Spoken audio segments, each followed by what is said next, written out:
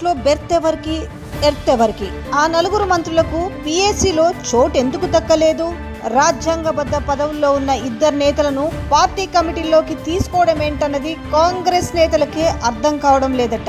Cabinet విస్తరణ వేళ అంతలోనే చిన్న ట్విస్ట్, ఆ తర్వాత ఏదో ఒక అప్డేట్, రేపో మాపో ప్రకటన అంటూ లీకులు. మంత్రి పదవుల భర్తీ వేళ తెలంగాణ కాంగ్రెస్ లో రోజుకొక ఇంట్రెస్టింగ్ టాపిక్ తెర మీదికి వస్తుంది. ఒకవైపు పార్టీ కీలక కమిటీలను భర్తీ చేస్తూ, మరొక వైపు క్యాబినెట్ బెర్తుల భర్తీపై రంగం సిద్ధం చేస్తుంది. క్యాబినెట్ బెర్త్ ఎవరికి, ఎర్త్ ఎవరికి?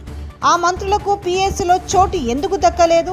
కీలకమైన వాటి విషయంలో పార్టీ అధిష్టానం ఆలోచన ఏంటి? తెలంగాణ కాంగ్రెస్ లో పదవుల భర్తీ డైలీ ఎపిసోడ్ అయిపోయింది. రోజుకొక ట్విస్ట్, క్లైమాక్స్ లో ఇంటర్వెల్ రేంజ్ లో ఏదో ఒక అడ్డంకి వచ్చి పడుతూనే ఉంది. అయితే ఈసారి అన్నిటిని క్లియర్ చేస్తూ పార్టీ అధిష్టానం ముందుకెళ్తుందట. జూన్ మొదటి వారంలో క్యాబినెట్ విస్తరణ ఫిక్స్ చేయాలని పార్టీ వర్గాల టాక్. అందుకనుగుణంగా పార్టీ కమిటీలను కూడా ఒక్కొక్కటిగా భర్తీ చేస్తుంది. పార్టీకి అతి కీలకమైన పీఏసీతో పాటు అడ్వైజరీ, క్రమశిక్షణ కమిటీ, డీలిమిటేషన్ కమిటీ, సంవిధాన కమిటీలు నియమిస్తూ ఏఐసీసీ ఆదేశాలు జారీ చేసింది. దీంతో మిగతా వాటికి లైన్ క్లియర్ అయిందనే చర్చ పార్టీలో జోరుగా నడుస్తుంది. అయితే ఆ నలుగురు మంత్రుల పేర్లు లేకపోవడంపై చర్చ జరుగుతుంది. కమిటీల నియామకంతో క్యాబినెట్ కూర్పుపై ఇండైరెక్ట్ గా ఇండికేషన్ ఇచ్చినట్లే చర్చ పార్టీలో జరుగుతుంది. పార్టీలో అత్యున్నత నిర్ణయాత్మక కమిటీ అయిన పీఏసీలో నలుగురు మంత్రులు మినహా అందరికీ అవకాశం కల్పించారు. పీఏసీలో కేబినెట్ మంత్రులందరూ ప్రత్యేక ఆహ్వానితులుగా ఉంటారని మెన్షన్ చేసినా నేరుగా ఆ నలుగురు మంత్రుల పేర్లు లేకపోవడం చర్చకు జారితీస్తుంది. కేబినెట్ నుంచి కొండా సురేఖ అవుటేనా? ఎందుకు ఈ వార్తలు వస్తున్నాయి అసలు? ప్రధానంగా పీఏసీలో కొండా సురేఖ, తుమ్మల నాగేశ్వరరావు, జూపల్లి కృష్ణారావు, కోమటిరెడ్డి వెంకటరెడ్డిలకు ఛాన్స్ దక్కలేదు.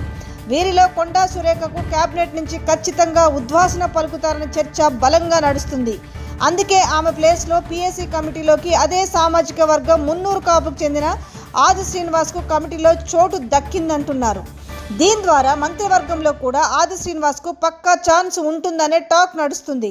ఇక మిగతా మంత్రులు తుమ్మల నాగేశ్వరరావు, జూపల్లి కృష్ణారావు, కోమటిరెడ్డి వెంకటరెడ్డిలు ఎందుకు ఛాన్స్ రాలేదనే చర్చ జరుగుతుంది. పీఎస్సీ కమిటీలో ఛాన్స్ దక్కని మిగతా ముగ్గురు మంత్రులకు సేమ్ సామాజిక వర్గం నుంచి ఇతర నేతలకు అవకాశం కల్పించడంలో వ్యూహం ఏమై ఉంటుందనే చర్చ కూడా జరుగుతుంది. మంత్రి జూపల్లి సామాజిక వర్గానికి చెందిన ప్రేమ్ సాగర్ రావుకి, కోమటిరెడ్డి వెంకటరెడ్డి సామాజిక వర్గానికి చెందిన సుదర్శన్ రెడ్డికి, తుమ్మల నాగేశ్వరరావు సామాజిక వర్గానికి చెందిన జట్టి కుసుమకుమార్కి ఛాన్స్ దక్కింది. ఇలా వీరికి ఛాన్స్ ఇవ్వడంలో మతలబ్ ఏంటనేది హాట్ టాపిక్గా మారింది. ప్రేమ్ సాగర్ రావు, సుదర్శన్ రెడ్డిలు ఎమ్మెల్యేలుగా ఉన్నారు.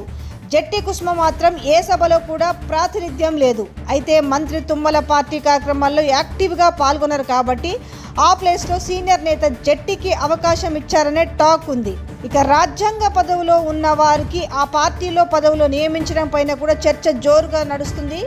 పీఎస్సీలో మంత్రులకు చోటు కల్పించకపోవడం ఒక చర్చ అయితే, రాజ్యాంగబద్ధ పదవుల్లో ఉన్న వారిని పార్టీ పదవుల్లో నియమించడంపై చర్చనీయాంశంగా మారింది. తెలంగాణ ఫైనాన్స్ కమిషన్ చైర్మన్గా ఉన్న సిరిసిల్ల రాజయ్య, రైతు కమిషన్ మెంబర్గా ఉన్న రాముల్ నాయక్కు పీఏసీలో చోటు కల్పించడం చర్చకు దారితీసింది. రాజ్యాంగబద్ధ పదవిలో ఉన్న ఆ ఇద్దరు నేతలను పార్టీ కమిటీల్లోకి తీసుకోవడం ఏంటన్నది కాంగ్రెస్ నేతలకి అర్థం కావడం లేదట.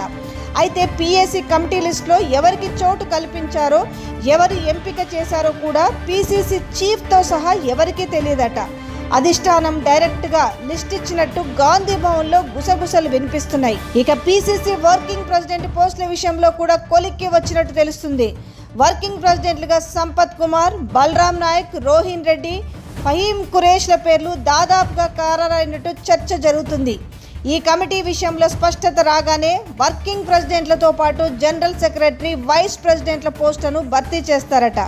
ఒక్క పీఏసీ కమిటీ నియామకం రకరకాల చర్చలకు దారితీస్తుంది. క్యాబినెట్లో కూర్పు, వర్కింగ్ ప్రెసిడెంట్ల నియామకానికి అదొక ఇండికేషన్ అయి ఉంటాయి. హస్తం పార్టీ వర్గాలు క్యాబినెట్ కూర్పు జూన్ మొదటి వారంలోనే ఉండనున్న నేపథ్యంలో ఛాన్స్ దక్కే లక్కీ పర్సన్స్ పేర్ల విషయంలో 1-2 రోజుల్లో మరింత స్పష్టత రానుంది. క్యాబినెట్లో బెర్త్ ఎవరికి?